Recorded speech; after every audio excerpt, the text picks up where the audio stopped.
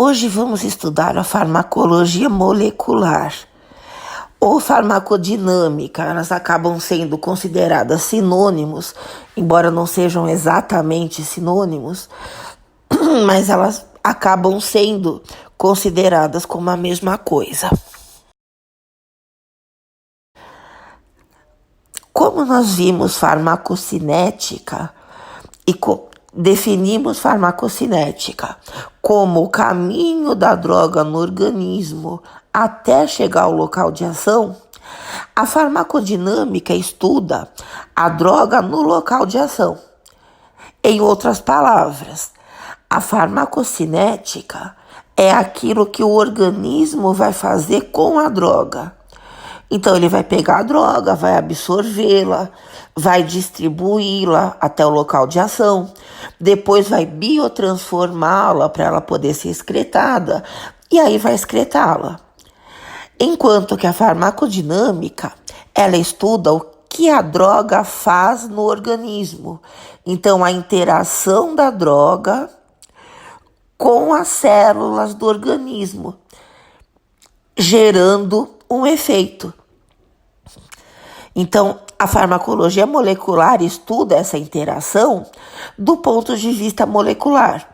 Moléculas da droga e algumas moléculas da célula, das quais as mais importantes a gente vai falar ainda daqui a pouquinho. Tá? Em resumo, a farmacodinâmica estuda o mecanismo de ação das drogas. Tá? Então, interações entre a molécula da droga e a molécula constituinte dos tecidos, as moléculas das células.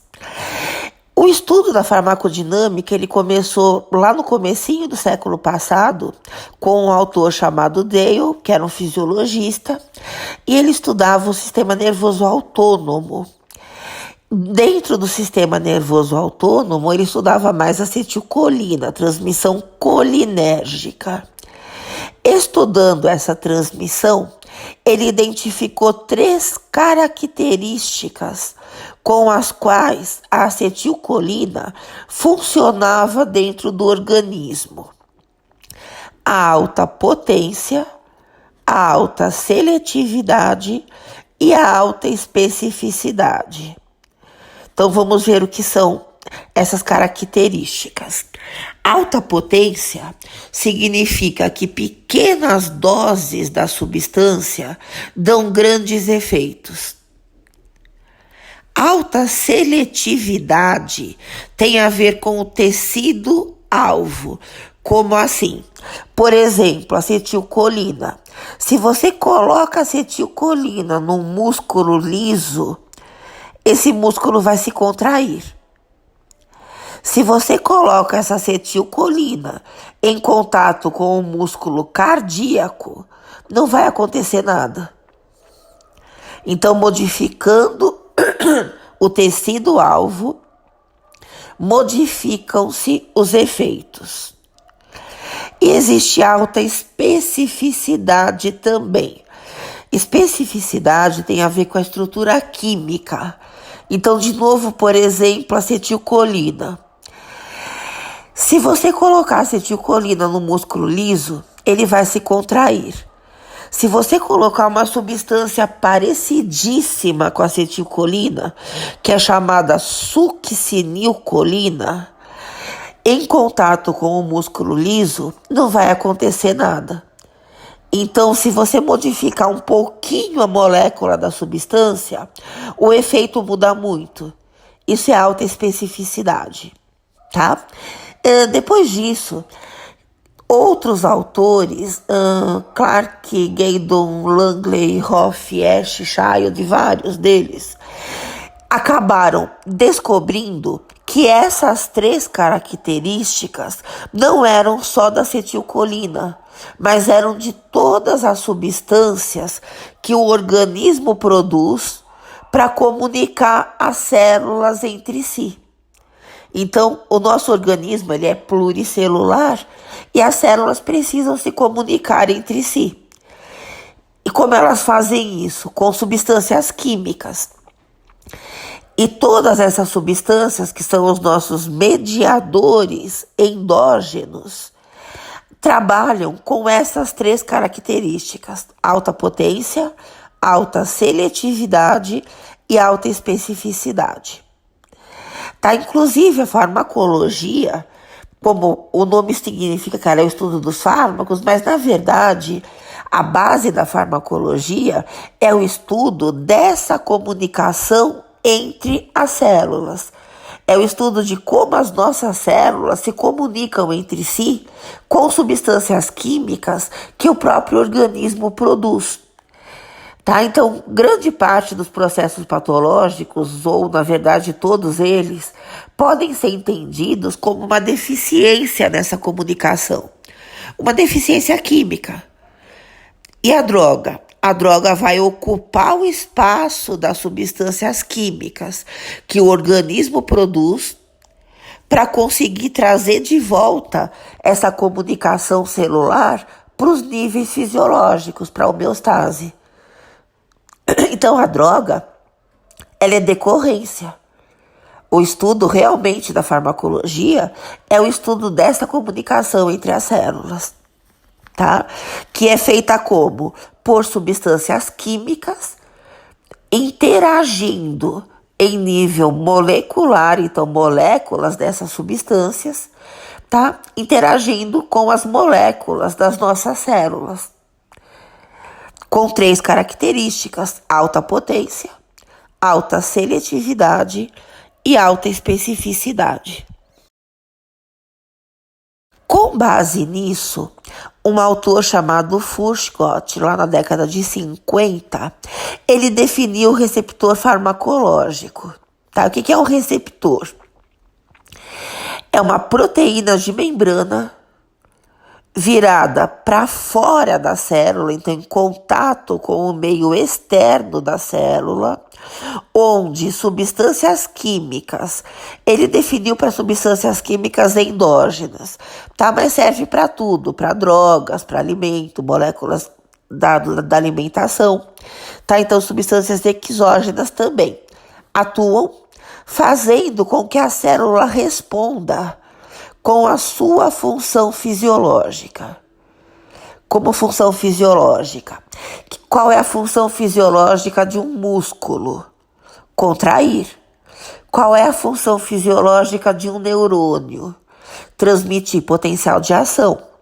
Qual a função fisiológica de uma célula glandular? Secretar substâncias. Então, para que isso tudo aconteça, você precisa que uma substância química atue no seu receptor, tá? Então, o receptor farmacológico é o receptor do Furchgott, proteína de membrana virada para fora da célula. Se você perguntar para um bioquímico o que é um receptor, ele vai falar que é qualquer substância do organismo, tá? Então, assim, dependendo de que autor vocês estão lendo, de quem está falando com vocês, o conceito muda um pouco. Para o farmacologista, receptor é o receptor do Furchgott, tá? A maior parte das drogas que a gente utiliza na terapêutica agem em receptor. Então, agem em proteínas de membrana, etc. Só que existem outras moléculas da célula que não são receptores de membrana, etc., onde algumas drogas podem agir. A gente chama de alvos moleculares. Tá? Os alvos moleculares mais importantes para as drogas que a gente usa em terapêutica são os receptores farmacológicos, tá? Essas proteínas de membrana. Só que a gente tem outros alvos. Enzimas, por exemplo. Na próxima aula vocês vão ver drogas anti-inflamatórias, e drogas anti-inflamatórias agem em enzimas. A gente tem canais iônicos, tanto operados por voltagem quanto operados por receptores. E a gente tem os ácidos nucleicos, onde drogas hormonais e antagonistas anti-hormonais também vão atuar. Tá? Só que a maior quantidade das drogas importantes na terapêutica agem em receptores. Bom, Agora vamos fazer a primeira classificação das substâncias químicas em relação aos receptores.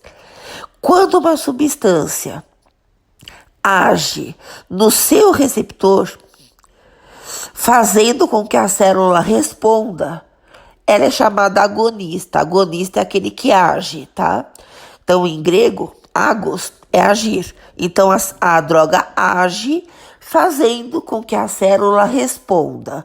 Ou seja, a célula entende que tem uma substância química interagindo com o receptor lá da membrana. Depois a gente vai ver como é que ela entende. Agora, existe uma outra maneira de agir no receptor farmacológico. Tem substâncias que agem no receptor do agonista, tá? Isso é fundamental. A substância age no próprio receptor do agonista, não permitindo que esse agonista haja. Essas drogas são as antagonistas, tá? Antagonistas. Então, um antagonista farmacológico, ele age no mesmo receptor do agonista. Isso é muito importante. Ele agindo no receptor não permite que o agonista atue, tá? Então, antagonista farmacológico. Depois a gente vai ver isso um pouquinho melhor. Esse esquema aqui é de uma sinapse, mas o que eu peguei só para vocês verem qual é um receptor farmacológico, como ficam os receptores farmacológicos. Ó, essas duas células verdes são 2 neurônios, tá? Esse neurônio de baixo e esse neurônio de cima tem receptores. Esses cinzas e esses azuizinhos são receptores. Então, MOR, por exemplo, olha, MOR tem nos 2 neurônios, tá? No pré e no pós-sináptico. MOR é um receptor de morfina, é um receptor opioide. A gente vai ver opioides mais pra frente. Tá, o receptor AMPA, o receptor NMDA, são receptores de aminoácidos excitatórios. Aqui a gente tem receptores do tipo muscarínico, o receptor de acetilcolina. Então, assim, percebam que são receptores fazendo parte da membrana, olha, eles fazem parte integrante da membrana e estão virados para o lado de fora da célula, em contato com as substâncias que estão fora da célula, tá? Então, esse é o receptor farmacológico. Agora vamos ver um pouco mais de antagonismo. O antagonismo farmacológico é esse que nós acabamos de ver. A droga antagonista age no mesmo receptor do agonista, não permitindo que o agonista atue, tá? Com base nisso, a gente tem uma outra definição importante, que é uma definição que vai diferenciar ação de efeito de drogas, tá? Agora, daqui pra frente, eu vou chamar tudo de droga, porque farmacologista chama tudo de droga. Mas significa tanto substâncias exógenas, drogas, quanto substâncias endógenas que o organismo produz, tá? O que é a ação de uma droga? A ação é a interação com o receptor, só. O que é efeito de uma droga? É aquilo que a célula faz em resposta à ação, tá? Então, a substância age no receptor, ela tem uma ação. A célula responde a essa ação com um efeito, tá? Um antagonista farmacológico, ele tem ação. Qual? Interagir com o mesmo receptor do agonista, ele interage. A célula responde a ele? Não. Isso é fundamental. O antagonista farmacológico não tem efeito. Tá? Daqui a pouco a gente vai ver um exemplo disso, vocês vão entender melhor. Então, o antagonista farmacológico tem ação, ele interage com o receptor. Qual receptor? O do agonista. Só que a célula não entende essa interação e ela não responde. Tá? O que você enxerga é o efeito do agonista diminuindo, porque o agonista tem efeito. O agonista age no receptor, ele tem ação, e essa ação é entendida pela célula que responde. Na hora que você usa antagonista farmacológico, você não deixa o agonista atuar. E o que você enxerga na célula é o efeito do agonista diminuindo. Tá? Temos um outro tipo de antagonismo que é também importante, que chama antagonismo fisiológico. Não existe antagonista fisiológico. Os antagonistas são todos farmacológicos. Tá? Existe um fenômeno, um processo chamado antagonismo fisiológico. Mas quem faz, as substâncias que fazem esse antagonismo são agonistas. Como assim? Você tem 2 agonistas, ou mais de 2, mas enfim, vamos pensar em 2 que é mais fácil. 2 agonistas, cada um agindo no seu receptor e cada um deles provocando efeitos contrários. Então a célula responde aos 2. Os 2 têm efeito. Só que essas respostas são contrárias. Tá? Depois a gente vai ver isso com exemplos, fica mais fácil. Tá bom? Então, 2 agonistas, cada um deles agindo em seus receptores, são receptores diferentes, e as células respondem aos 2, só que essas respostas são contrárias. Tá? Esse antagonismo ele chama fisiológico porque é ele que o organismo usa para se compensar, para se manter na homeostase. O organismo usa esse antagonismo, não usa o farmacológico. Já já a gente vai ver o motivo. Tá?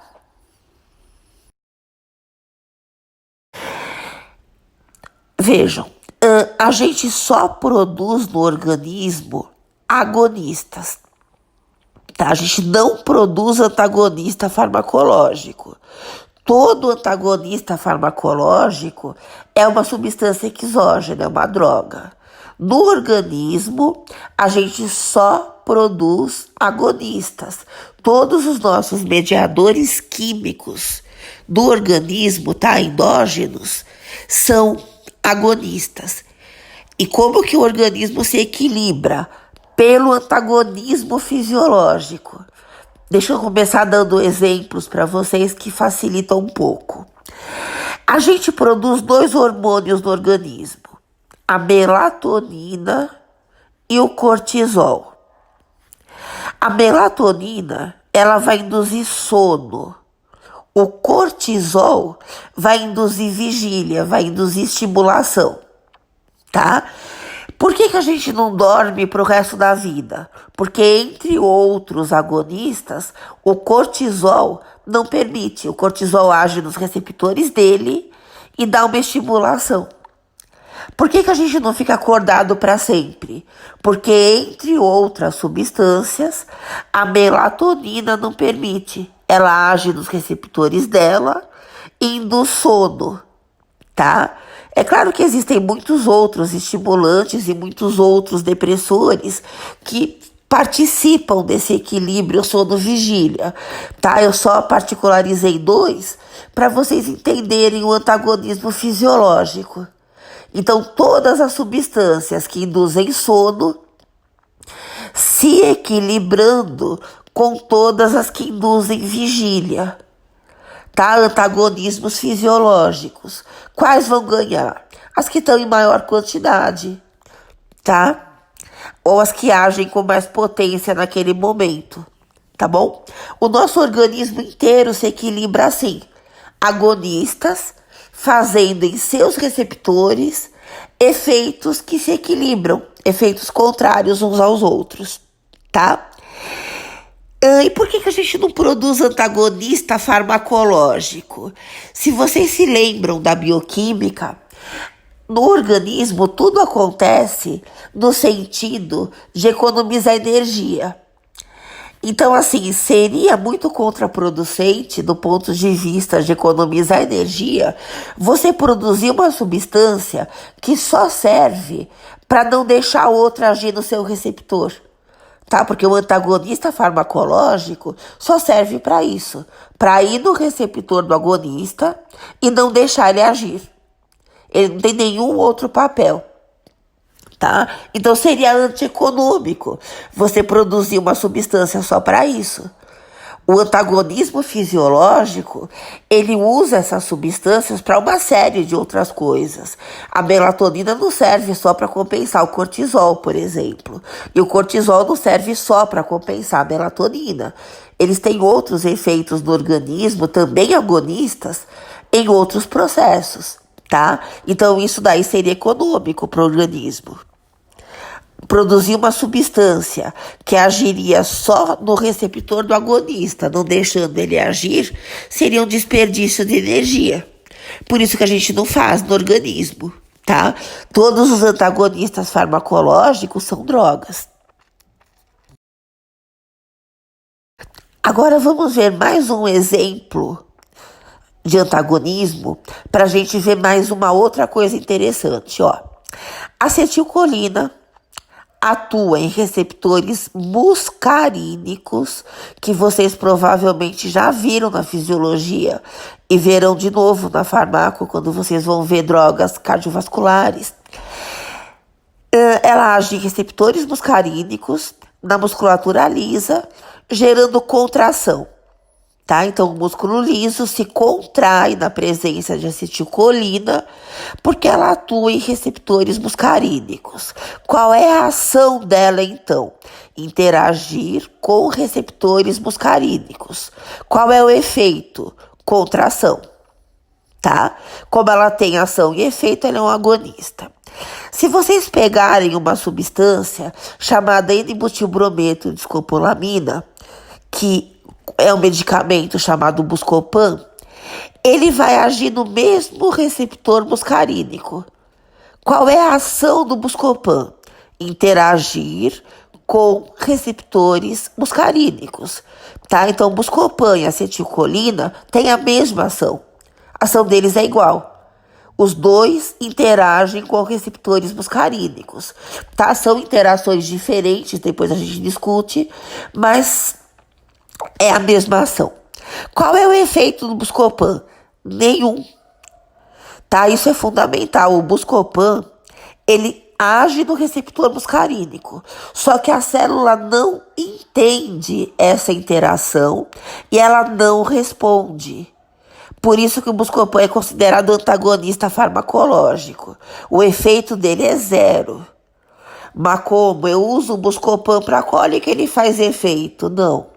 Ele não faz efeito, tá? Isso que a gente chama de efeito, leigamente, não é, na verdade, efeito. O que você percebe quando você tem cólica e usa o Buscopan é o efeito da acetilcolina diminuindo. Por que você tem cólica? Entre outros motivos, porque a acetilcolina está trabalhando demais no receptor muscarínico. Você tem muita acetilcolina agindo no receptor muscarínico, então a contração aumenta muito, tá? O Buscopan vai lá, interage com o receptor muscarínico e não deixa a acetilcolina interagir ela. O que você percebe? Menor interação da acetilcolina com o receptor muscarínico, tá? Então, o que você enxerga não é efeito do Buscopan. O Buscopan não tem efeito, ele é antagonista. O que você enxerga é o efeito da acetilcolina diminuindo, tá? Mas não é por isso que quando um paciente teu fala, olha, sabe aquele Buscopan que eu tomei? Fez efeito. Você fala, não, aquilo não é efeito. Aí você explica tudo isso pra ele.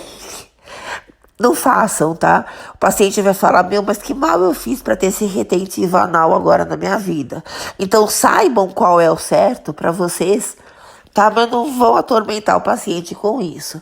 Mas saibam que isso que a gente chama de efeito normalmente não é, porque antagonista não tem efeito, tá? O antagonista diminui o efeito do agonista. Só isso.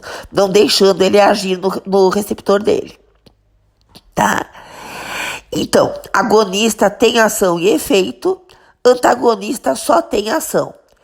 Tá? E qual é a ação do antagonista? A mesma do agonista. Interage com o mesmo receptor dele. Tá? Só que a célula entende a ação do agonista e responde. Mas ela não entende a ação do antagonista, então ela não responde com nada. Tá? Mais pra frente a gente vai ver como é, se entende ou não. Aqui então vamos exemplificar o antagonismo fisiológico também usando acetilcolina. Então a gente acabou de ver que a acetilcolina age em receptor muscarínico, gerando contração do músculo liso. A adrenalina, ela age num receptor chamado beta-2 no músculo liso, gerando relaxamento. Tá? Então, qual é a ação da adrenalina no músculo liso? Interagir com o receptor beta-2. Qual é o efeito dela no músculo liso? Relaxamento. Então, a adrenalina é um agonista, tá? A adrenalina e a acetilcolina são antagonistas fisiológicos. Elas fazem antagonismo fisiológico na musculatura lisa, e não só na musculatura lisa, tá? No corpo todo. Aqui a gente está exemplificando no músculo liso. Então, a adrenalina age num receptor, que é o beta-2, gerando relaxamento. A acetilcolina age num receptor, que é o muscarínico, gerando contração. Tá? As duas são agonistas. E elas duas entre si fazem antagonismo fisiológico. Percebem a diferença? São receptores diferentes e a célula responde às duas substâncias, tá? Diferente do antagonismo farmacológico, onde você vai usar o mesmo receptor e só o agonista tem efeito. O antagonista, ele não tem. Ele só não deixa o agonista agir, tá? Isso é importantíssimo. E pelo fato disso ser importantíssimo, é uma coisa que eu sempre pergunto em prova. Então, seria interessante que vocês tivessem já desenvoltura nesse conceito. Tá? É um conceito fundamental na farmacologia e as drogas na terapêutica usam bastante isso. Bom, vamos pensar numa outra coisa agora. Você tem um paciente com algum déficit. Teu paciente está com alguma patologia. Por exemplo, ele tem cólica, tá? Quando você tiver uma escolha entre antagonismo farmacológico e antagonismo fisiológico, qual você deve preferir? Se você puder usar os dois, se você puder escolher. Então, vamos ver, ó. Teu paciente tem cólica. Imaginemos que a cólica desse paciente é por um defeito na acetilcolina. A acetilcolina está agindo muito no receptor muscarínico e está dando cólica no paciente. Você tem duas opções, tá? Você tem mais de duas, mas enfim, vamos considerar duas. Você pode pegar o Buscopan, que é um antagonista nesse mesmo receptor muscarínico, e você pode administrar. O que vai acontecer? Ele vai usar o receptor muscarínico e não vai deixar a acetilcolina agir nele. Então, o teu paciente tem um defeito onde a acetilcolina está agindo em excesso no receptor muscarínico. O Buscopan não vai permitir isso, ele vai diminuir essa ação e vai diminuir a cólica. Ou você pode usar a adrenalina, tá? Na verdade, não a própria adrenalina, mas uma substância que atue como ela, que age como agonista do receptor beta-2, tá? Na musculatura lisa, gerando relaxamento. Então, o teu paciente está com um defeito muscarínico, a acetilcolina está agindo em excesso nesse receptor e está provocando cólica. Você pode vir com adrenalina ou com alguma droga que haja como ela, como agonista de receptor beta 2, gerando relaxamento. Vai diminuir a cólica do mesmo jeito. Qual você deve preferir? Quando você tem escolha, e essas escolhas são equivalentes, como equivalentes, uma substância não é mais tóxica do que a outra, o paciente pode pagar pelas duas, ou ele pode conseguir no SUS as duas, tá? As duas têm a mesma cinética, pelo menos uma cinética parecida, então uma não vai fazer efeito muito depois da outra, não vai demorar muito mais para agir, tá? Você sempre prefere o antagonista farmacológico. Por quê? Porque o antagonismo farmacológico sempre vai agir, tá? Ele sempre vai funcionar no sistema que está com defeito. No exemplo aqui do paciente com cólica, se ele está com um defeito colinérgico, o antagonista farmacológico vai agir na via colinérgica. Então você está transmitindo muito no receptor muscarínico. O Buscopan diminui essa transmissão no próprio receptor muscarínico. Se você entra com adrenalina para corrigir um defeito da acetilcolina, percebe que você vai estar induzindo o segundo defeito? O teu paciente que tem cólica, ele está com um defeito colinérgico. Ele tem um defeito adrenérgico? Não. A adrenalina no organismo dele está normal. Só que você vai induzir um defeito na adrenalina, tá usando uma droga adrenérgica para compensar o defeito colinérgico. O paciente tinha um defeito só. Depois que você deu o medicamento, ele passa a ter 2. Tudo bem que um compensa o outro, só que são 2 defeitos do mesmo jeito. Então, assim, se você puder usar o antagonismo farmacológico, é ele que você deve usar.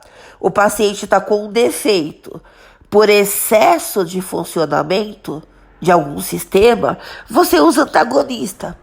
Se ele está com defeito para menos por falta de funcionamento, você usa um agonista, tá? A gente não tem drogas que fazem antagonismo fisiológico, a gente tem. Principalmente drogas que a gente usa em doenças psiquiátricas.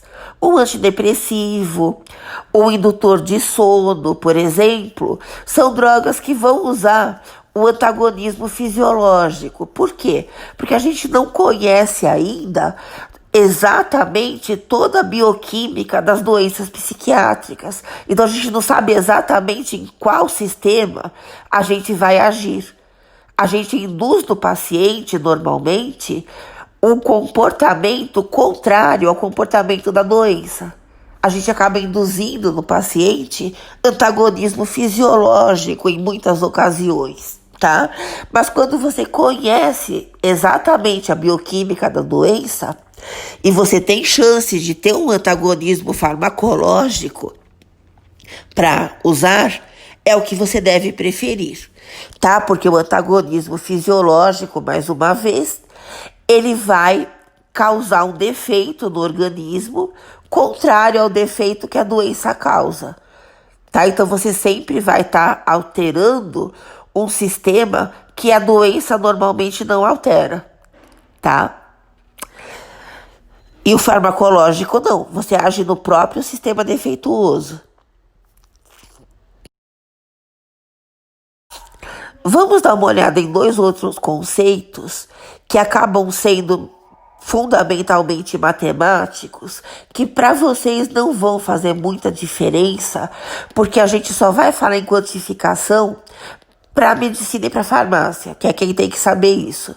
Principalmente o farmacêutico que vai desenvolver a droga, tá? Mas como vocês acabam lendo em livros sobre afinidade e eficácia, eu só vou introduzir para vocês, mas não se preocupem tanto com eles, tá? E não vou introduzir matematicamente, a não ser no final da aula, que não é nem necessário que vocês assistam, tá? Eu vou mostrar para vocês onde é que eu vou começar a falar de curvas dose e resposta e de quantificação.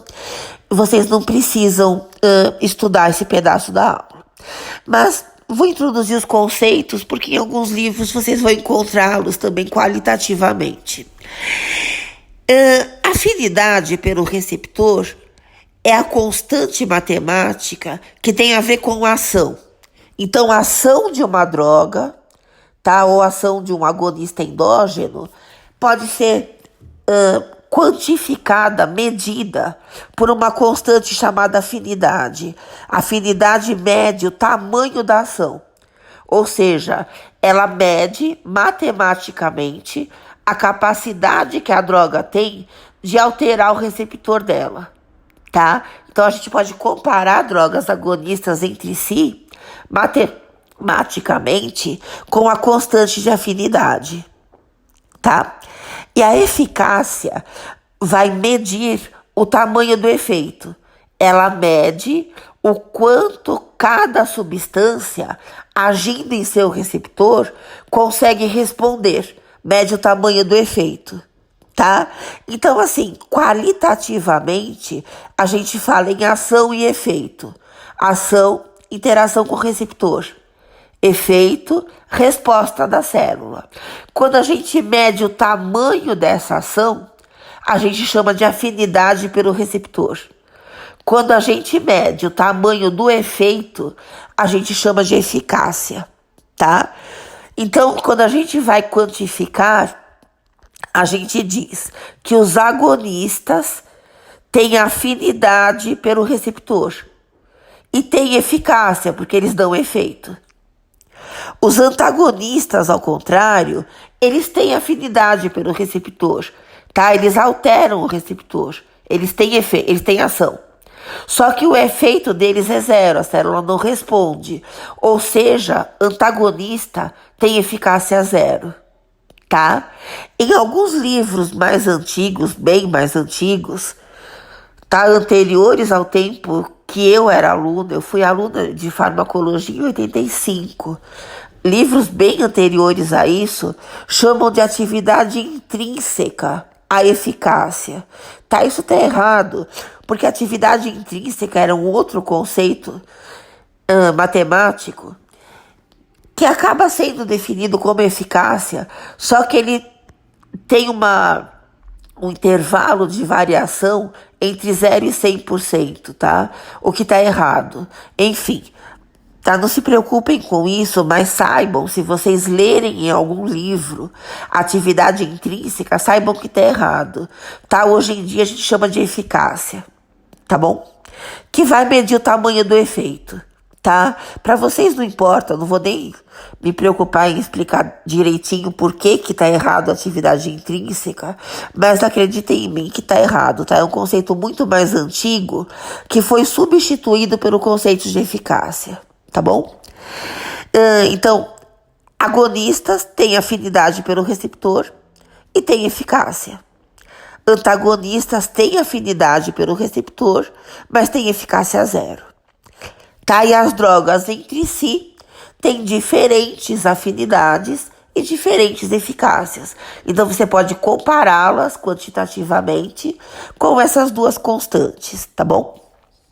Mas assim, o conceito realmente é o conceito de ação e o conceito de efeito, que a gente já viu, tá? É exatamente aquilo. Agora, finalmente, a gente vai ver o que é que faz a célula responder, tá? Por quê? Porque a substância vai agir no receptor, e se vocês se lembram lá atrás, o receptor é uma proteína de membrana, ele tá lá na membrana. A droga tá lá fora da célula. Como que o efeito existe dentro da célula?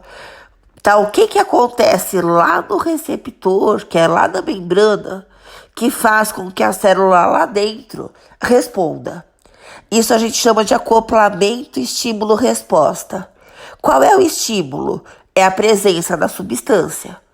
Qual é a resposta? É aquilo que a célula vai fazer.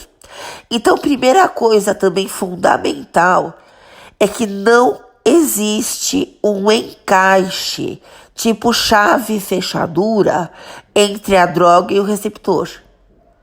A substância jamais vai se encostar no receptor, muito menos encaixar nele. Porque se a substância encaixasse no receptor, haveria uma ligação química ali, uma ligação covalente. E essa ligação química nunca mais iria se desfazer. Ou seja, você ia matar o receptor. Então a gente tem algumas substâncias assim que acabam fazendo uma ligação química, encaixando no receptor. São substâncias que você usa para matar a célula. Algumas drogas usadas em tratamentos de câncer, algumas drogas usadas para matar células, antibióticos, antiprotozoários, tá? Então são exceções. A grande maioria das drogas, não só ela não encosta no receptor, como ela fica longe dele, tá? Para atuar. E a droga não entra na célula? Não.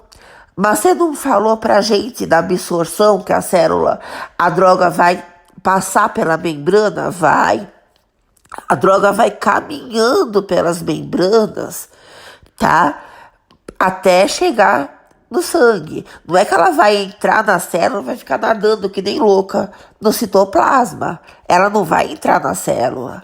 Exceto drogas que tenham ação no ácido nucleico, tá? Como hormônios, como anti-hormônios, algumas drogas anticâncer e alguns outros hormônios que agem em algumas enzimas intracelulares, tá? Então, exceções. Drogas que passam pela membrana para entrar na célula, que vão agir ou no citoplasma ou dentro do núcleo, nos ácidos nucleicos, tá?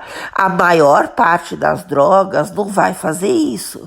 Elas vão caminhando pelas membranas e vão circundando as células, tá? É como se você estivesse andando pelas ruas e fosse andando em volta dos quarteirões, em vez de você entrar dentro de um prédio, por exemplo, e atravessar para o outro lado, tá bom? Você não vai cair dentro da célula, exceto hormônios, antagonistas de hormônios, algumas drogas que agem novamente em enzimas dentro da célula. A maior parte das drogas, ela é levada pela absorção e depois pela distribuição a um local chamado biofase. O que é biofase? É uma região, é um lugar, tá? E esse lugar é fora da célula. E é o local do meio extracelular onde a molécula de receptor exerce efeito. Tá? Exerce ação, na verdade. Qual? Uma ação elétrica, uma ação eletrostática. Tá? Então, o receptor, o que é? Ele é uma proteína de membrana. Uma proteína não tem átomos? Tem. Que tem elétrons, tem prótons. Então, essa molécula, como todas as moléculas, exerce efeito eletrostático sobre outras moléculas. A biofase é o local fora da célula onde o receptor, que é uma proteína de membrana, uma molécula, exerce efeito eletrostático. Tá? Vamos usar um exemplo para tentar ilustrar isso, que é um ímã. Então você segura o ímã com uma mão e segura um prego com a outra e vai aproximando as duas mãos. Não chega um momento, uma região onde você consegue começar a sentir o ímã atraindo o prego? É a biofase do ímã. Com o receptor é a mesma coisa. Você percebe que você começa a sentir atração longe do ímã. O prego não tem que encostar no ímã para você sentir atração. Droga e receptor é igual. Então, ao mesmo tempo em que o receptor começa a exercer essa ação eletrostática na droga, a droga também exerce uma ação eletrostática no receptor, porque a droga também é uma molécula, tá? Então, são essas forças de atração e repulsão, que são chamadas forças de Van der Waals, tá? Que você quer. A substância, então, chega nessa região, fora da célula, onde ela começa a exercer forças eletrostáticas, como as que o ímã exerce no prego, tá? Na molécula de receptor. E são essas forças que podem ser entendidas dentro da célula e gerarem uma resposta, ou que podem não ser entendidas, que seria a ação do antagonista, tá bom? Então isso é importantíssimo, tá? A maior parte das substâncias, agonistas ou antagonistas, não ocupa receptor, tá? Não encosta no receptor. A maior parte das substâncias age na biofase, que é um local fora da célula, onde a substância e a molécula do receptor, aquela proteína de membrana, etc., exercem uma sobre a outra forças elétricas semelhantes àquelas que um ímã exerce sobre metal, atração e repulsão, tá? Eletrostáticas, que chamam forças de Van der Waals. Quando a substância faz esse tipo de efeito, esse tipo de ação, perdão, quando a substância faz esse tipo de ação, que são essas forças sobre a molécula do receptor, a célula pode ou não entender e responder. Já vamos ver como, tá? Então, agonistas e antagonistas, ambos fazem essas forças sobre o receptor. Ambos têm ação, tá? Ou matematicamente, ambos têm afinidade pelo receptor. Capacidade de alterar o receptor com essas forças de atração e repulsão, tá? Só que essas forças, quando são geradas por um agonista, se transmitem para dentro da célula. Já veremos como. Quando são geradas por um antagonista, aí elas não se transmitem para dentro da célula. Também vamos ver por quê, tá? Então existiu a interação. A molécula de droga chegou na biofase, fez aquelas ações que eu falei para vocês, forças de Van der Waals, na molécula do receptor. Vamos lembrar que o receptor é uma proteína de membrana. Se vocês lembrarem lá na bioquímica, as proteínas têm o que se chama de estrutura terciária, que é a conformação. Tá? Então ela tem também um formato, não é só uma sequência de aminoácidos, é uma sequência de aminoácidos dobrada de um certo jeito, tá? Na hora que você chega com uma droga na biofase, ela vai exercer forças de atração e repulsão na molécula de proteína que é o receptor. Essas forças podem dobrar essa molécula de forma diferente, tá? Então, dependendo da substância, você vai ter alteração conformacional diferente no receptor. Essas alterações conformacionais diferentes podem ser entendidas pela célula lá dentro do citoplasma ou não. A alteração conformacional que o agonista induz no receptor é entendida dentro da célula. É transmitida para dentro da célula, tá? A alteração conformacional que o antagonista faz no receptor não é entendida dentro da célula, mas é suficiente para que o agonista não consiga mais fazer a alteração dele, tá?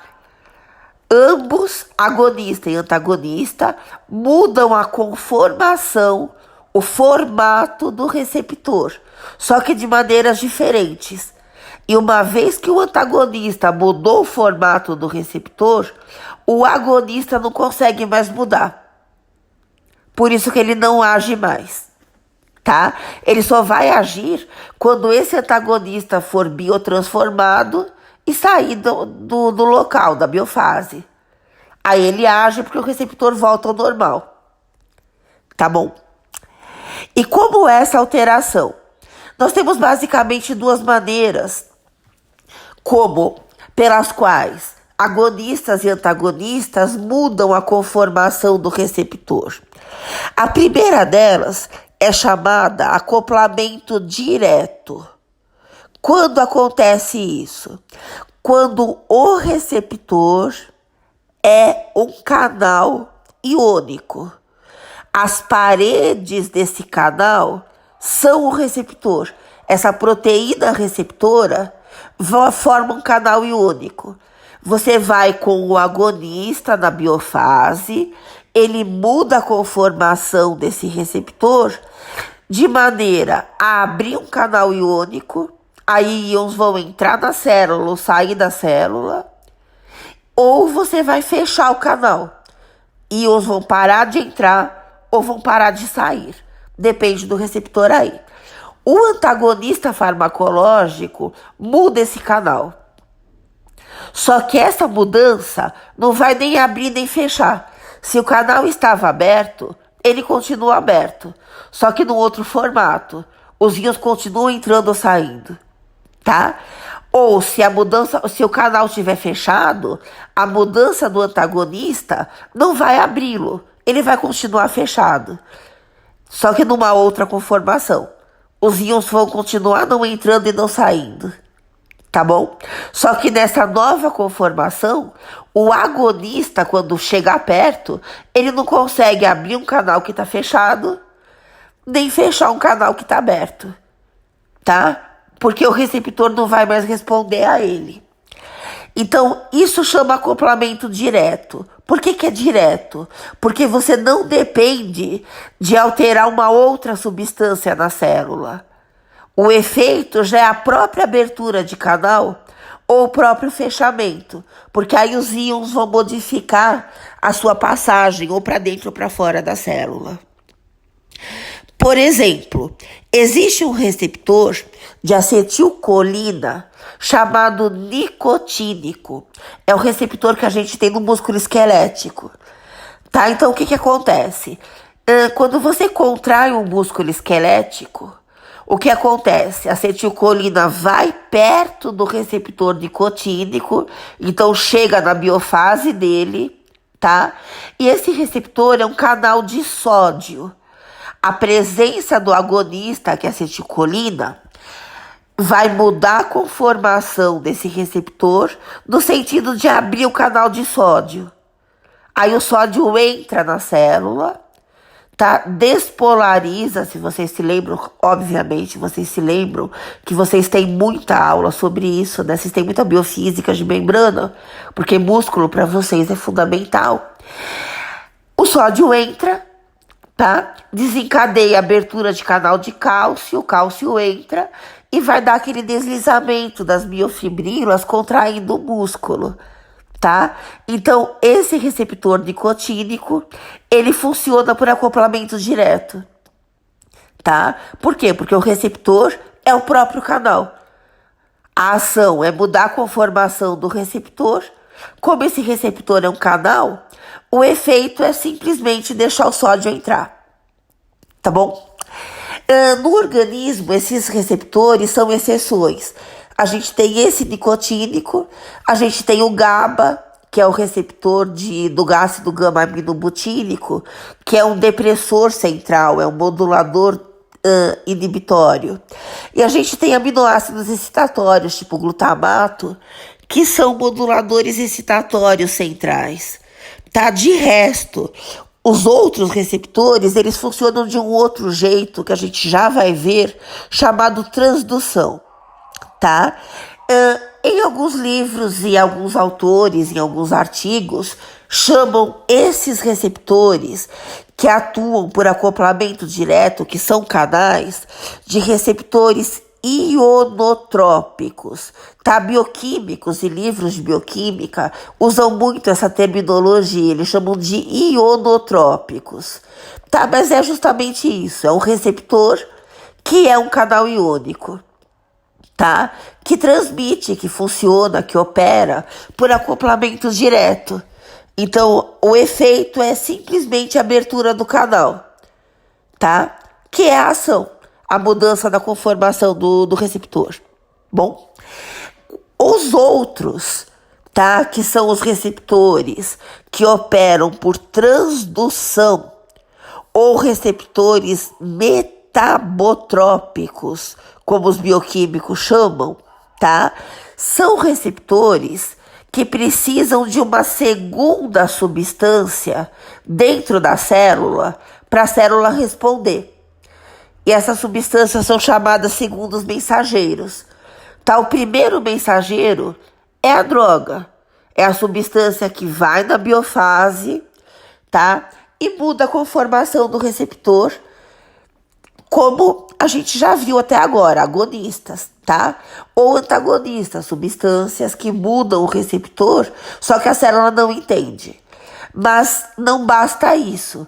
Para esses receptores, é preciso que lá dentro da célula outras substâncias sejam alteradas. E essas substâncias são chamadas segundos mensageiros. Temos dois segundos mensageiros principais, AMP cíclico e cálcio.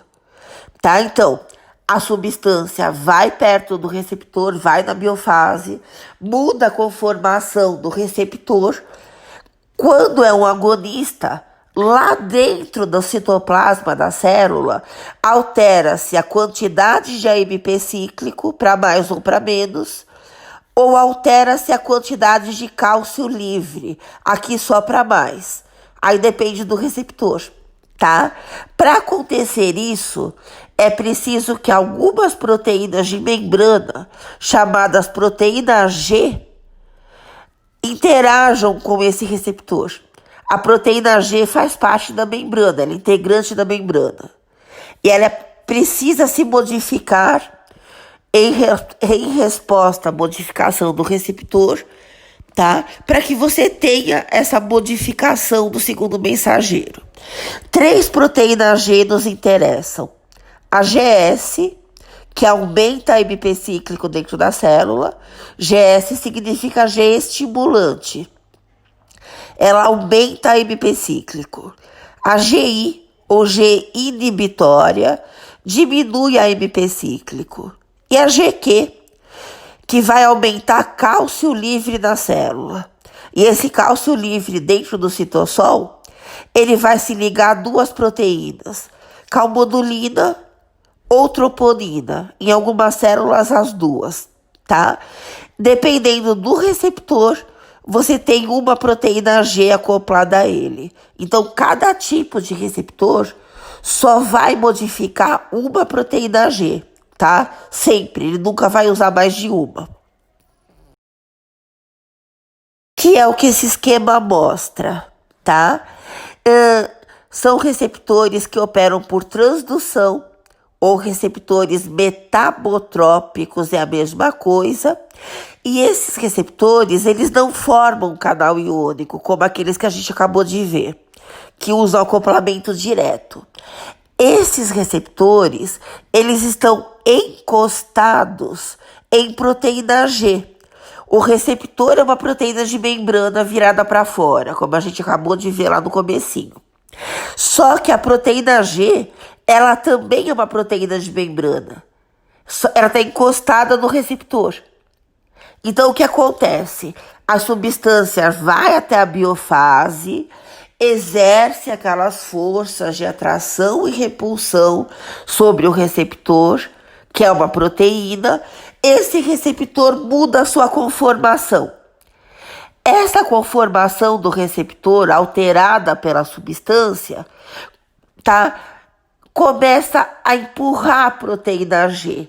Então, a proteína receptora modificada começa a empurrar a proteína G, tá?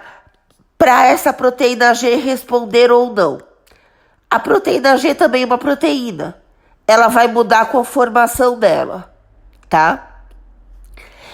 Ela mudando a conformação dela, ela vai alterar enzimas que estão dentro da célula, encostadas nela, tá? As enzimas também são proteínas, então elas também alteram sua conformação. Bom, então vamos pensar num agonista. O agonista vai na biofase, muda a conformação do receptor. Ele empurra a proteína G. A proteína G percebe que foi empurrada e muda a sua conformação, tá? Mudando essa conformação, a proteína G começa a empurrar a enzima que está encostada nela, só que lá dentro da célula, tá? E essa enzima vai se ativar, aumentando seus produtos dentro da célula, ou vai se inativar, diminuindo seus produtos dentro da célula. E esse é o efeito. Aumentar os produtos metabólicos, ou então estimular metabolismo, ou inibir metabolismo, inibir a enzima que está encostada na proteína G, tá? Retardando o metabolismo da célula. Essa é a resposta, tá bom? E o antagonista? O antagonista vai chegar na biofase, vai modificar a conformação do receptor, ele vai começar a empurrar a proteína G. Só que a proteína G não vai perceber. Ou seja, a alteração do antagonista para no receptor. A proteína G não percebe que existiu uma alteração da conformação, do formato do receptor, e ela não se altera. Ela não se alterando, dentro da célula não muda nada. Porque as enzimas também não se modificam, tá? A única coisa é que essa proteína receptora, modificada pelo antagonista, já não reconhece mais o agonista. Então, o agonista não consegue mudar o receptor. Ele fica mudado pelo antagonista e continua assim. Só que lá dentro da célula não acontece nada, porque a proteína G não percebeu essa mudança conformacional, tá? Então, o agonista muda o receptor, que muda a proteína G, que muda enzimas dentro da célula. Esse muda enzimas pode ser alterando para mais, que é a G estimulante, a GQ, ou alterando para menos, a ação da enzima, que é a proteína GI, tá? E o antagonista, ele age mudando o receptor, só que a proteína G não se modifica em resposta a ele, ela não entende essa mudança. Aqui mesma coisa, só que mostrando a proteína GS e a proteína GI, como que elas funcionam. A proteína GS, quando ela está modificada, tá? Como modificada? O receptor sofreu a ação do agonista, mudou sua conformação, ele empurrou a proteína GS. Essa proteína GS empurra uma enzima chamada adenilato ciclase, ou AC, que é uma enzima que aumenta a produção de AMP cíclico, tá? E como ela é uma enzima, ela é uma proteína. A proteína GS, com a sua conformação alterada pelo receptor, altera a conformação da adenilato ciclase, tá? Altera como? No sentido de estimular essa enzima. Estimula ela a produzir mais AMP cíclico, tá? Isso estimula o metabolismo da célula e é esse o efeito. Um exemplo de receptor que opera por proteína GS é o receptor beta-1 adrenérgico. Onde a gente tem receptor adrenérgico beta-1? No coração. Então, a adrenalina chega perto do receptor beta-1, chega na biofase dele, muda a conformação dele, ele empurra a proteína GS, que muda a sua conformação, empurra a adenilato ciclase dentro da fibra muscular cardíaca. Essa adenilato ciclase aumenta a produção do AMP cíclico, que vai estimular o metabolismo da célula muscular, da fibra muscular cardíaca, contraindo essa célula. Por isso que o coração vai bater, por isso que ele contrai, tá? Ao contrário, os receptores que estão encostados em proteína GI, eles vão também mudar a conformação da adenilato ciclase, tá? Então, a proteína GI modifica sua conformação em resposta ao receptor com a conformação alterada pelo agonista. Essa alteração da conformação da enzima inativa essa enzima, bloqueia ela, tá? Ou seja, a produção do AMP cíclico diminui. E esse é o efeito. Por exemplo, um receptor beta-2 adrenérgico. Aqui está alfa-2 dessa figura, mas o beta-2 também opera assim, é mais fácil de vocês entenderem. Então, vamos simplificar com o beta-2. A adrenalina vai no receptor beta-2, e aonde a gente tem esse receptor? Em músculo liso, tá? Isso a gente já viu lá no comecinho da aula. Como exemplo, a adrenalina age num receptor chamado beta-2. Ela muda a conformação dele. Ele vai empurrar a proteína GI. A proteína GI vai empurrar a adenilato ciclase, que é uma enzima que está encostada nela, só que dentro da célula, tá? Essa mudança da conformação da enzima diminui o AMP cíclico. E esse é o efeito. É uma diminuição do metabolismo. Tá? Então, por exemplo, na musculatura lisa do brônquio, a adrenalina vai ali no receptor beta-2 dessa musculatura, inibe a produção do AMP cíclico e relaxa essa musculatura. Por isso que a adrenalina vai dilatar o brônquio, ela facilita a respiração. Algumas daquelas bombinhas para asmático tem uma droga que age como agonista de receptor de adrenalina, age como adrenalina no beta-2, dilatando o brônquio, relaxando. Por quê? De novo, porque diminui o AMP cíclico. Finalmente, a proteína GQ, ela não está encostada na adenilato ciclase.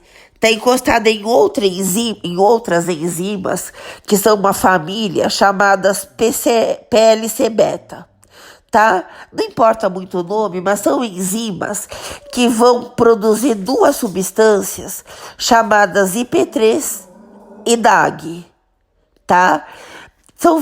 São substâncias de uma via chamada via dos fosfoinositidídeos, tá? Que também vocês não têm que saber o nome de cabeça, tá? São fosfolipases, uma fosfolipase C, principalmente tipo beta. Mas enfim, saibam que são enzimas que não têm a ver com AMP cíclico.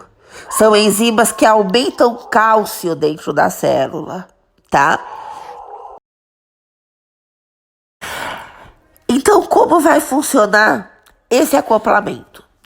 Você vem com o agonista, ele vai também na biofase mudar a conformação do receptor.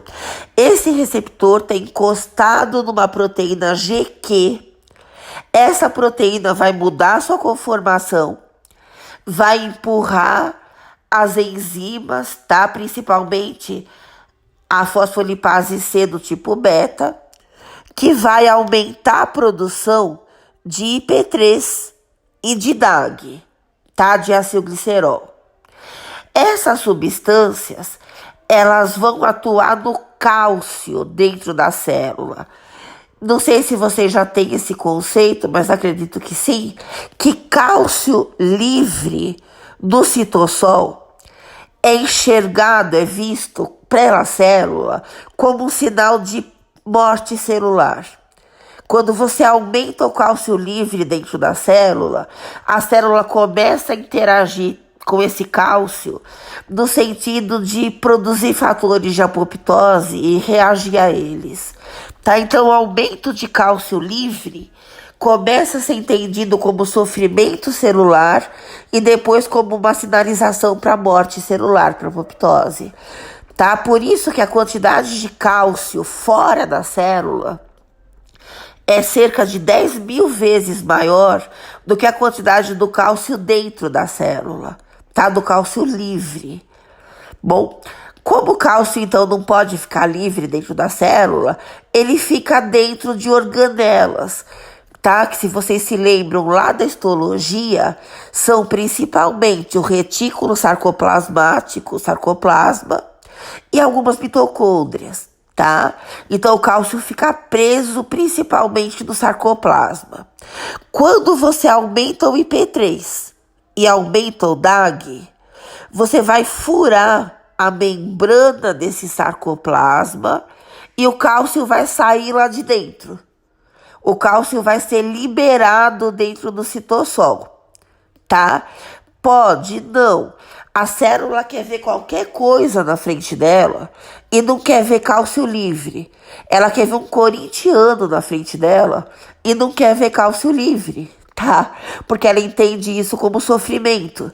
O que ela faz? Ela pega esse cálcio e se liga em duas proteínas. A calmonulina, que é o que está exemplificado aqui no slide, e a troponina. Podem ser as duas ou pode ser só uma, tá? Esse cálcio ligado com calmonulina ou com troponina, esse complexo do cálcio com as proteínas, estimula o metabolismo da célula, tá? Como o AMP cíclico, só que por outras vias. Então, a proteína GQ, ela sempre tem um efeito estimulante, tá? Não existe uma diminuição do cálcio livre por intermédio de receptor. É sempre um aumento. Então, você tem o agonista mudando a conformação do receptor, ele empurrando a proteína GQ, ela empurrando as enzimas desta via dos fosfoinositidídeos, aumentando dentro da célula IP3 e DAG, essas substâncias abrindo buracos, poros na membrana do sarcoplasma, o cálcio saindo desse sarcoplasma, se complexando com essas duas proteínas do citossol, tá? Estimulando o metabolismo da célula. Por exemplo, um receptor adrenérgico chamado alfa-1 opera desse jeito aí. A adrenalina vai no receptor alfa-1 e aonde a gente tem ele? Na musculatura lisa de vasos, principalmente vasos superficiais, vasos que vão irrigar a pele, tá? Vasos cutâneos, tá? Tem bastante receptor alfa-1. A adrenalina vai, faz tudo isso que a gente acabou de ver, no sentido de contrair. Então, a presença do complexo entre cálcio e calmonulina, e cálcio e troponina, esses complexos de cálcio com essas proteínas, estimulam a musculatura lisa, tá, dos vasos, para contrair esses vasos.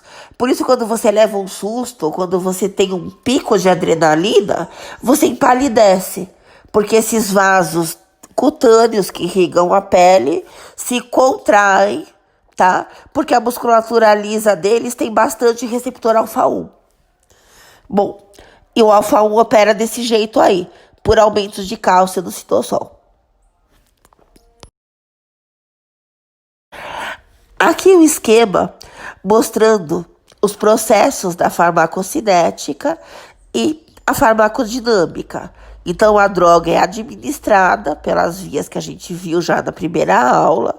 Então, a fase farmacêutica, tá? Que é a dissolução da droga no organismo. Aí, os processos da cinética. Então, a absorção, que leva a droga até o sangue. A distribuição, que do sangue leva para a biofase, então para o tecido onde vai ter o efeito. A biotransformação, que vai fazer com que a substância fique mais polar, mais solúvel em água, tá? Polar e solúvel em água, hidrossolúvel, hidrofílica, é tudo sinônimo, para que ela possa ser excretada na urina ou nas fezes, então excreção. Aqui está a eliminação, que como eu falei para vocês já na aula anterior, tá errado. Eliminação é biotransformação mais excreção. Aqui no esquema está colocada como um sinônimo de excreção, tá? Que não é verdade. Ela é sinônimo de biotransformação e de excreção juntas. No local de ação, que é a biofase, a gente tem a farmacodinâmica, que é ela interagindo com o receptor, tá? Mais uma vez, lembrando, não é ocupando o receptor, nem ligando a ele, mas mudando a sua conformação, tá? A partir do local chamado biofase, que é onde a droga é distribuída. Tá? A distribuição é isso, é a droga saindo do sangue e chegando na biofase, que é o local onde ela consegue modificar o receptor, tá bom? Aqui a gente tem os agonistas, que modificam o receptor, e lá dentro a célula entende, seja por acoplamento direto, seja só aumentando ou diminuindo a permeabilidade em algum íon, tá? Isso acontece quando o receptor é um canal iônico, ou por transdução, aumentando ou diminuindo a AMP cíclico dentro da célula, ou aumentando o cálcio dentro da célula. Depende da proteína G que está encostada no receptor. Ou um efeito antagonista. Você muda o receptor, tá? E não acontece mais nada. O canal iônico que estava aberto continua aberto, o canal iônico que estava fechado continua fechado, ou a proteína G que está encostada no receptor continua na mesma conformação que ela estava. Ela não se modifica em resposta à alteração de conformação do receptor, tá? Só que com essa modificação de conformação, o agonista já não consegue mudar o receptor, tá? Ele só vai conseguir quando esse antagonista for biotransformado e excretado, sair de perto do receptor, sair da biofase e o receptor voltar ao normal. Aí o agonista consegue agir. Tá? Então, um resuminho dessas 3 primeiras aulas. Bom, deixa eu só definir alguns fenômenos farmacodinâmicos para formar linguagem farmacológica. Então, são definições, tá? Não tem muito o que se explicar. O primeiro deles é o antagonismo, isso a gente já viu o que é. Antagonismo é uma droga dificultando, diminuindo ou impedindo ou a ação ou o efeito da outra, tá? Então, antagonismo, uma droga diminui ou bloqueia completamente ou a ação ou o efeito da outra. O contrário de antagonismo é o sinergismo. Uma droga aumenta o efeito da outra ou aumenta a ação da outra, tá? A gente pode ter 2 tipos de sinergismo. Sinergismo por adição, que é quando 2 drogas têm o efeito que você está estudando, o efeito que você quer. Se você usar as 2 juntas, os efeitos delas se somam, tá? Então as 2 têm efeito e esses efeitos são somados quando você usa as 2 juntas. Por exemplo, álcool e Fenergan. Fenergan é um antialérgico que induz também sono, tá? Ele tem efeito central. Se você usa álcool e Fenergan juntos, o sono que os 2 induzem é somado. O efeito de sono do álcool é somado ao efeito de sono do Fenergan. E os efeitos tóxicos também acabam se somando. A depressão respiratória que o álcool induz é somada à depressão respiratória que o Fenergan induz.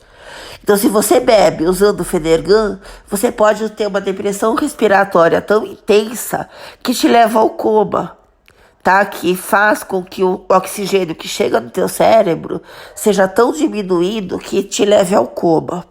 Bom, então 2 drogas que têm efeito, quando você usa juntas, tem um efeito somado, tá? O sinergismo por potencialização já não. Uma droga tem o efeito, a outra não tem.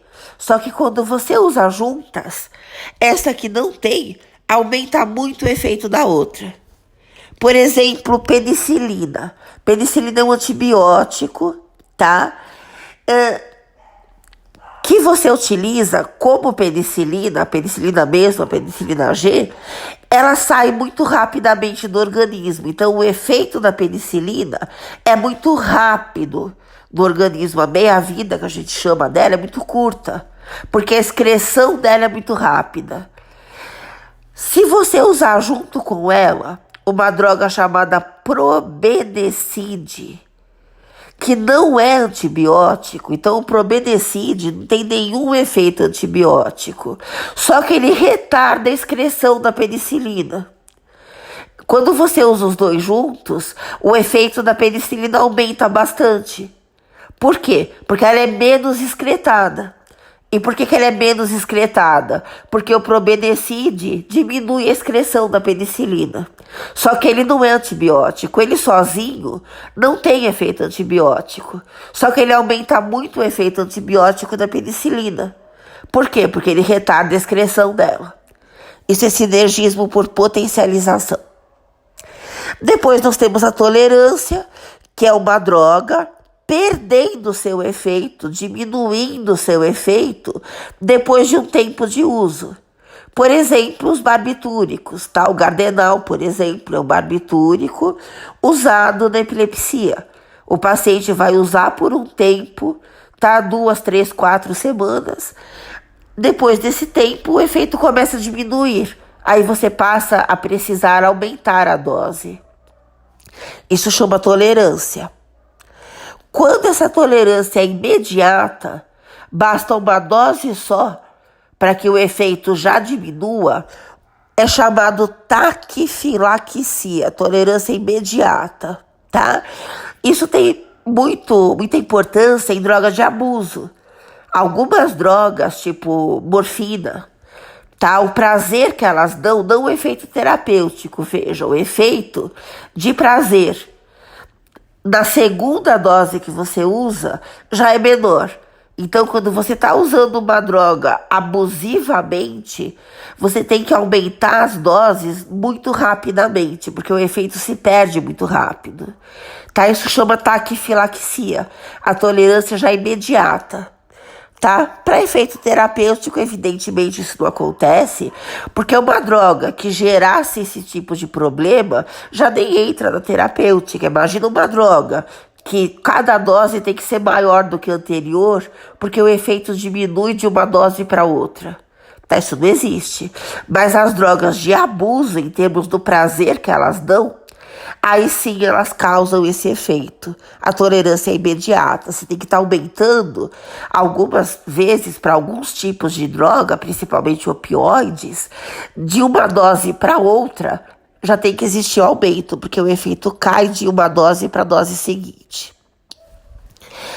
O contrário da tolerância é a intolerância. Depois de um certo tempo de utilização, o efeito da droga começa a diminuir, tá? Um sinônimo para isso é hiperreatividade. Hiperreatividade é sinônimo de intolerância, tá? Existem algumas pessoas, alguns grupos de pessoas que já são geneticamente intolerantes a algumas drogas. Para algumas pessoas, a primeira dose da droga já faz um efeito maior do que na maior parte da população. Tá? Não existem, pelo menos conhecidos, grupos de pacientes tolerantes geneticamente a drogas, mas existem intolerantes, tá? Então, intolerância e hiperreatividade são sinônimos e são o contrário da tolerância. É quando o efeito de uma droga diminui com o tempo de utilização. Tá? O efeito aumenta, aliás. Tolerância é quando o efeito da droga diminui com a utilização. Intolerância ou hiperreatividade é quando o efeito da droga aumenta com o decorrer do tempo de uso. Você tem que diminuir a dose, tá? Não confundam hiperreatividade com hipersensibilidade, porque hipersensibilidade é alergia. É uma reação alérgica a uma droga. Isso envolve o sistema imune, tá? Então são coisas diferentes. Hiperreatividade é quando o paciente reage mais com o efeito terapêutico da droga, então o efeito dele é maior, tá? E hipersensibilidade é uma alergia, é uma reação imune à droga, não é o efeito da droga aumentado, é o efeito do sistema imune. Finalmente, a idiosincrasia. A idiosincrasia é um efeito inesperado da droga e inexplicável. Em geral, você nem espera por esse efeito, é um efeito tão enlouquecido que você não tem como explicar e você não tem como prever, tá? Isso chama idiosincrasia. Diferente de efeito colateral. Efeito colateral é um efeito que é todo efeito que não é aquele que você está querendo. O efeito terapêutico é aquele que você espera. Você usa a droga querendo um efeito terapêutico. Todos os outros que a droga promove são efeitos colaterais. Em geral, são efeitos da droga no próprio receptor dela, só que em outros tecidos, tá? Tanto você explica quanto você prevê. Você sabe, por exemplo, que a adrenalina ela vai agir em receptores alfa e receptores beta, tá? Você espera esse efeito. Então você espera a ação alfa e a ação beta e espera os efeitos alfa em todos os tecidos que têm receptor alfa e espera por efeitos beta em todos os tecidos que têm receptores beta, tá? São todos efeitos colaterais. Às vezes você pode aproveitar o efeito colateral. Por exemplo, o Fenergan. O Fenergan é um antialérgico que age em receptores de histamina. Ele é um antagonista da histamina.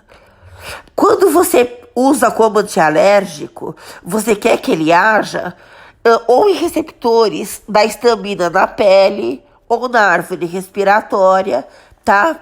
Para diminuir os efeitos da histamina que levam às alergias. Só que ele também vai atuar dentro do cérebro em receptores de histamina. Esse é o efeito colateral.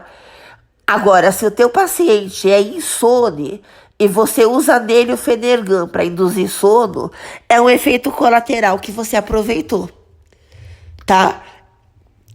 Então, é um efeito no mesmo receptor, só que num outro lugar, no caso aqui do cérebro. Bom, um efeito adverso é um efeito colateral, só que esse é sempre nocivo. Então, o efeito adverso é um efeito colateral que é sempre prejudicial. Você não pode aproveitar.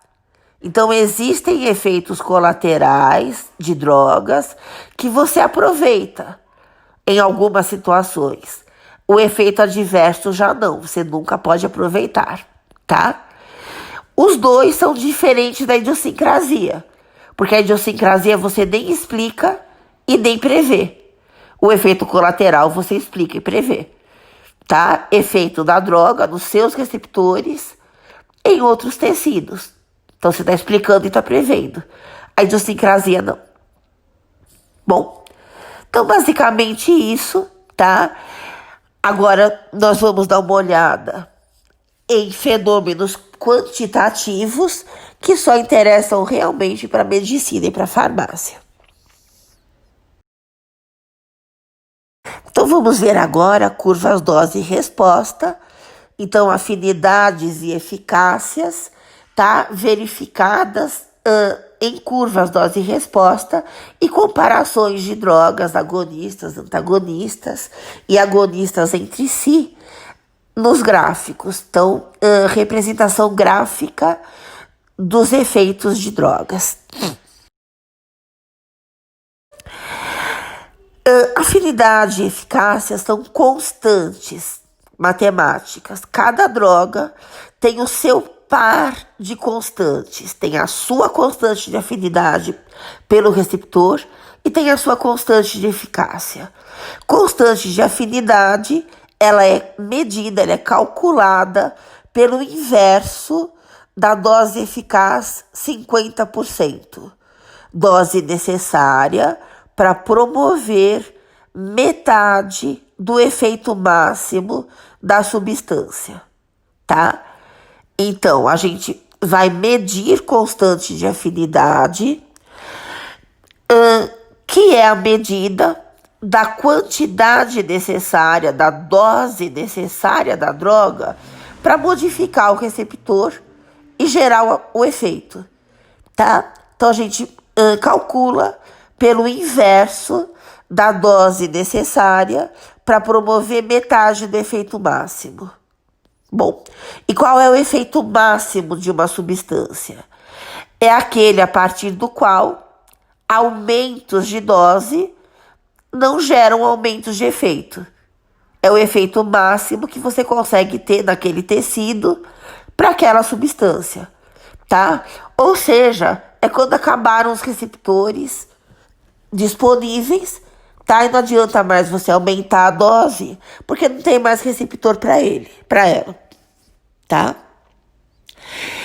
A eficácia, ela vai medir efeitos. Ela vai comparar o efeito máximo da droga que você está estudando com o efeito máximo do agonista endógeno para aquele receptor, tá? Então, é o efeito máximo da droga que você está estudando sobre o efeito máximo, então dividido pelo efeito máximo da droga agonista endógena daquele receptor. Isso multiplicado por 100, porque a gente vê em porcentagem, tá?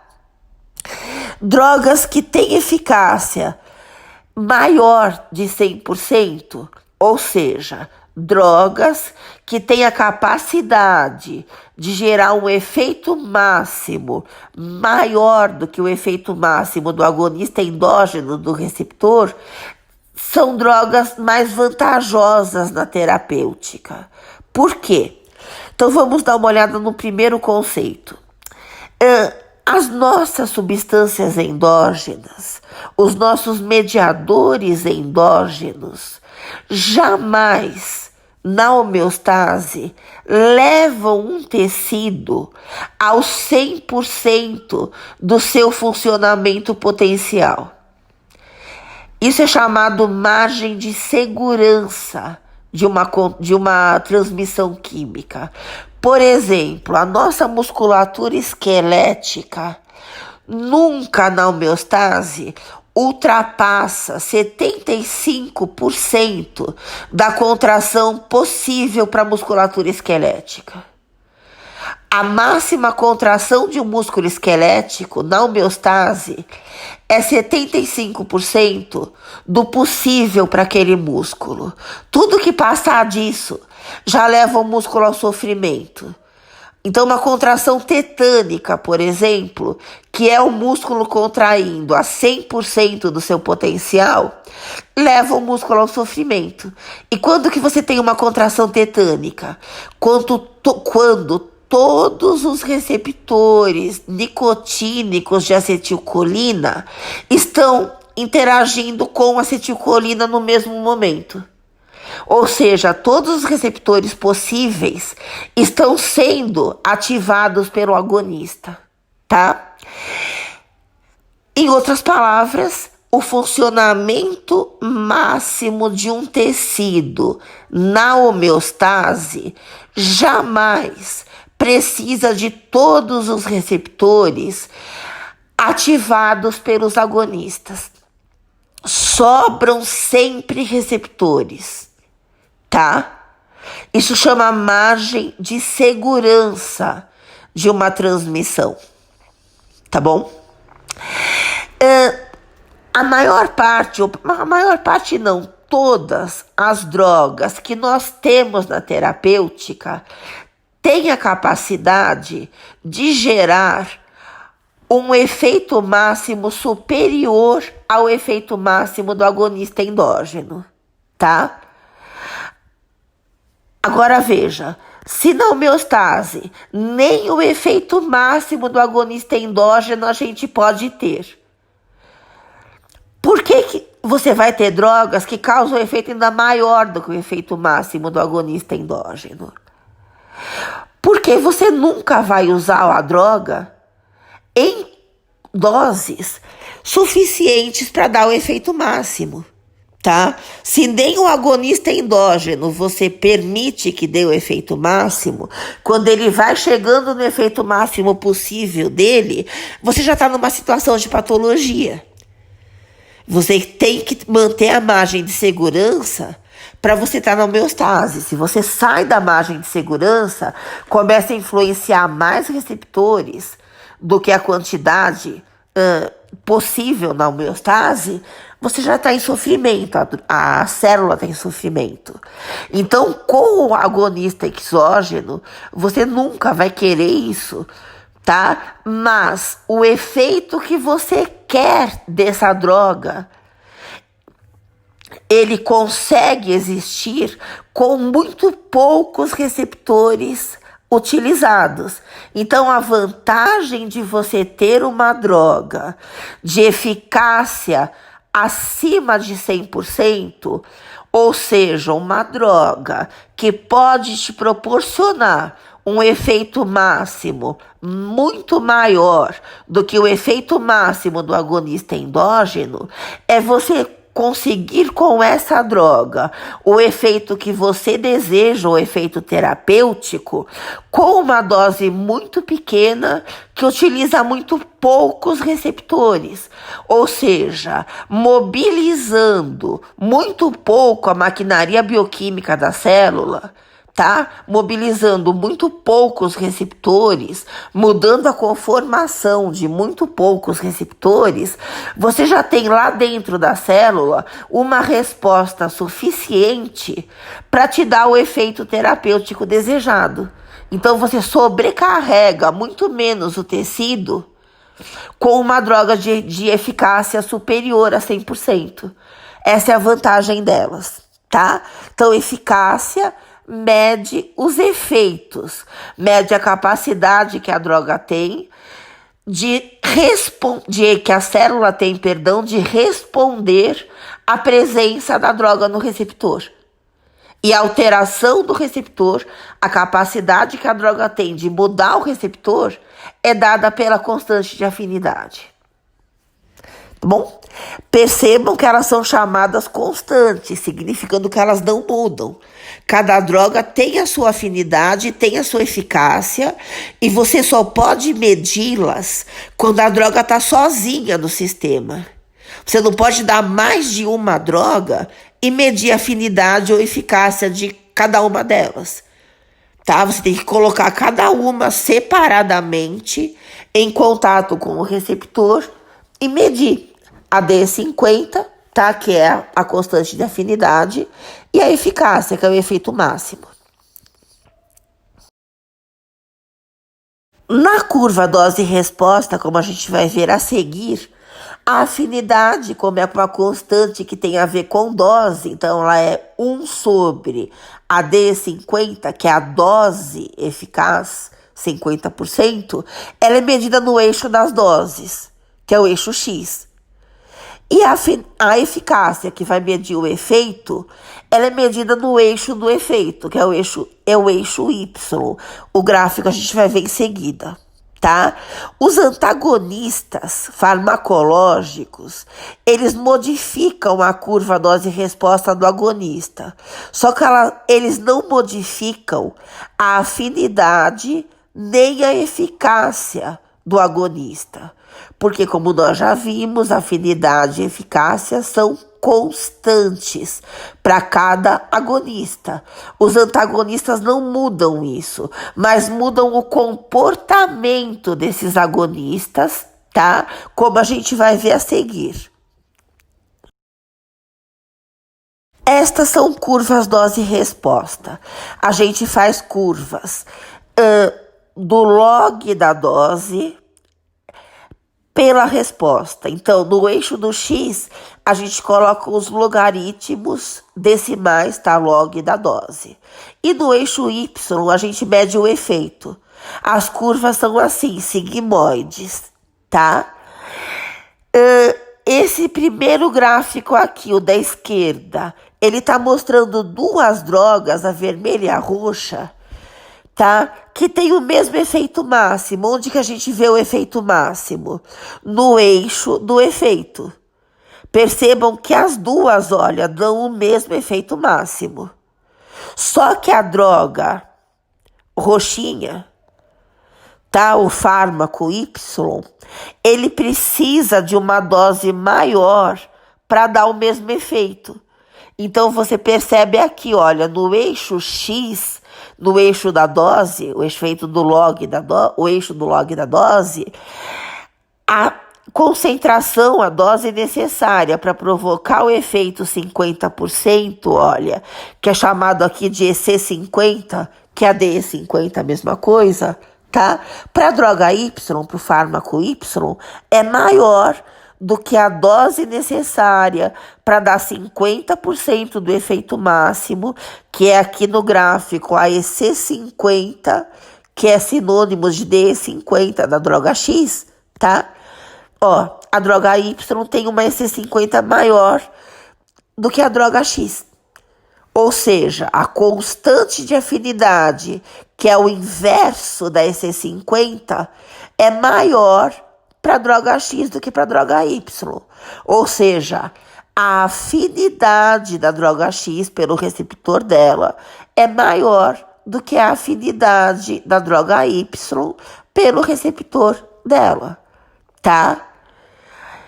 Então, as afinidades você compara no eixo X, no eixo da dose.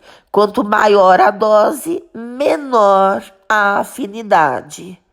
Ou menor a potência. A gente pode chamar constante de afinidade de potência. Embora não seja exatamente a mesma coisa, você consegue fazer essa aproximação.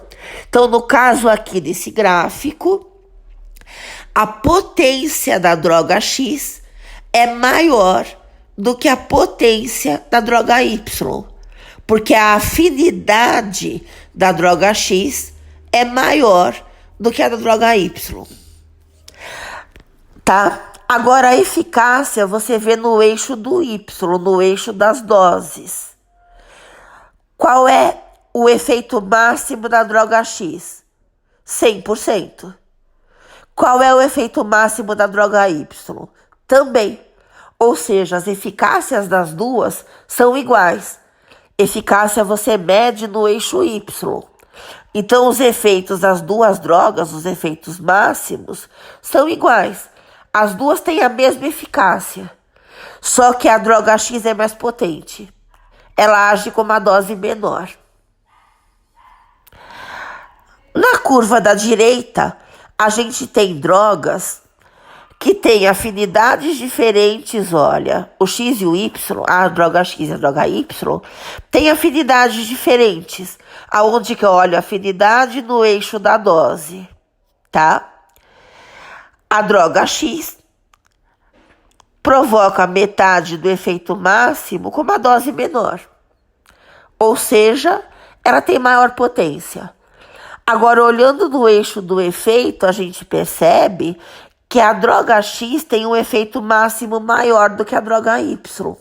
Como que a gente vê efeito máximo? Quando aumentando a dose, o efeito para de aumentar. Percebam esse platô. Esse platô indica o efeito máximo, tanto na curva da esquerda quanto na curva da direita, tá? Então, o efeito máximo da droga X é maior do que o efeito máximo da droga Y. Então, a droga X é mais potente, ela age com dose menor, ou seja, a afinidade dela pelo receptor é maior, e ela é também mais eficaz. Ela tem eficácia maior, porque a eficácia dela é maior, porque o efeito máximo dela é maior. Então, afinidade e potência no eixo da dose. Eficácia e efeito máximo no eixo do efeito, tá? Aqui comparando drogas diferentes. A gente só pode comparar drogas que atuem no mesmo receptor, tá? A gente só pode comparar afinidades e eficácias de drogas que agem no mesmo receptor, tá bom? Senão a gente não consegue comparar. Aqui, curvas da mesma substância, tá? Então, o gráfico da esquerda é uma substância sozinha. É ela em contato com o próprio receptor. As outras curvas são da mesma substância na presença de um antagonista farmacológico, tá? Esse antagonista é chamado competitivo. Por quê? Aqui nesse desenho, nesse esquema da esquerda, está mostrando como ele age. O verde é um agonista. O amarelo é o antagonista competitivo. O azul é o receptor. Então, as duas drogas modificam a conformação desse receptor agindo no mesmo sítio dele. Tá? Como o receptor é uma proteína, ele tem vários sítios, ele tem vários locais, tá? Onde as drogas podem modificar a conformação. Nesse caso, o agonista e o antagonista mudam a conformação dele agindo no mesmo sítio. Então, eles vão competir por esse sítio. Tá? Quem ganha? O que está em maior quantidade. É a lei da ação das massas. Conforme você vai colocando esse antagonista, tá? No sistema e vai dando agonista, percebe que você precisa de cada vez mais agonista para gerar o efeito? Quanto mais antagonista você coloca, mais agonista você tem que dar para tirar esse antagonista do receptor e ele atuar. Como existe uma competição, você sempre consegue o efeito máximo. Tá? Então imagina que você enche de antagonista competitivo o teu sistema. Todos os receptores possíveis estão modificados pelo antagonista, tá? Aí você para de pôr antagonista e começa a pôr agonista. Percebe que conforme vai aumentando esse agonista, ele vai empurrando esse antagonista para mais longe do receptor e o receptor começa a voltar ao normal e começa a interagir com o agonista. Como existe uma competição, é só a lei da ação das massas que age.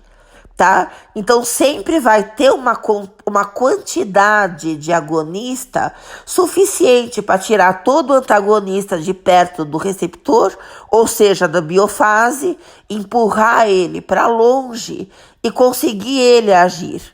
Por isso que você sempre recupera o efeito máximo. Ou seja, antagonistas competitivos deslocam a curva do agonista para a direita, tá? Então, olha, você sempre vai ter o efeito máximo, só que você sempre vai deslocar para a direita, ou seja, você passa a precisar de cada vez mais dose do agonista para dar o mesmo efeito. Então, eu posso falar que o antagonista competitivo diminui a afinidade do agonista pelo receptor? Não pode. Por quê? Porque a afinidade do agonista é constante. E você só pode medir sozinho. Você não pode medir a afinidade do agonista em presença do antagonista. Tá? Mas eu tô vendo deslocar, sim, mas você não tá vendo a afinidade dele mudar. A afinidade dele continua a mesma, mas na presença de antagonista competitivo, ele se comporta como se ele fosse outra droga de afinidade menor. Percebe? Ele não vai diminuir a afinidade. O agonista passa a se comportar como se ele fosse outro agonista de afinidade menor. Tá? E a eficácia muda? Não, a eficácia é a mesma também. Só que você precisa de mais dose.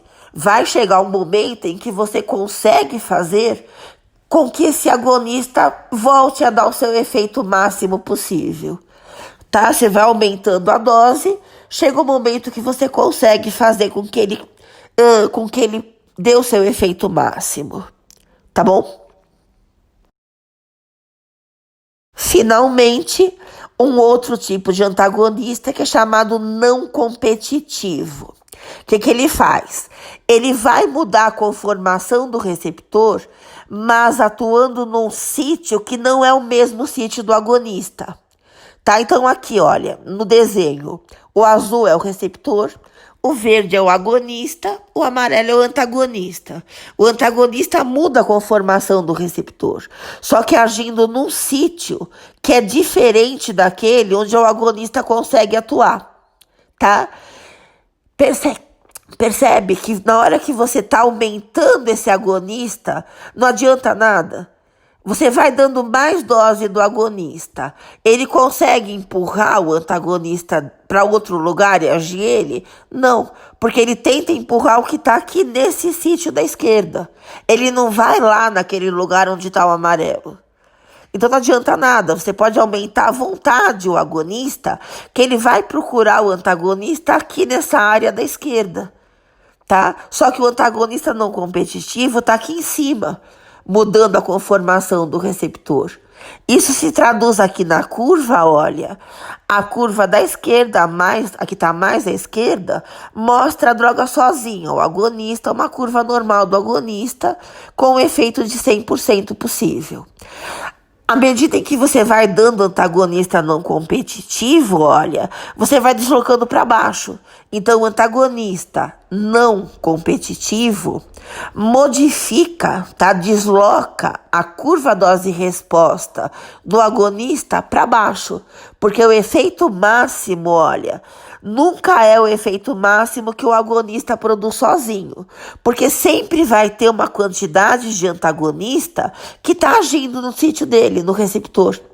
Então, vai sempre ter uma quantidade de receptores mudados pelo antagonista que o agonista não vai conseguir atuar, porque ele vai tentar empurrar o antagonista nesse pedaço da esquerda. Só que nesse pedaço da esquerda não tem antagonista, o antagonista está lá em cima. Tá? Então ele só consegue agir naqueles receptores, naquela quantidade de receptores que não está interagindo com o antagonista. Ah, mas se todos estiverem, a resposta vai ser zero. Nenhuma molécula de agonista vai agir. Para você conseguir que esse agonista atue, você tem que metabolizar o antagonista, tá? E ele vai saindo aos poucos do receptor. Aí que o agonista consegue atuar. Porque ele só vai agir naqueles receptores onde o antagonista ainda não mudou. Tá bom? Ah, então ele muda a eficácia? Não, porque a eficácia é constante e você só pode medir quando o agonista está sozinho.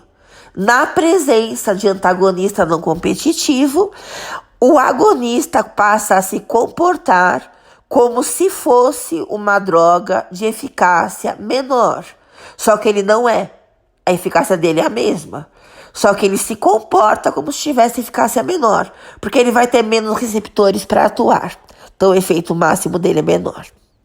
Tá bom? Então basicamente é isto.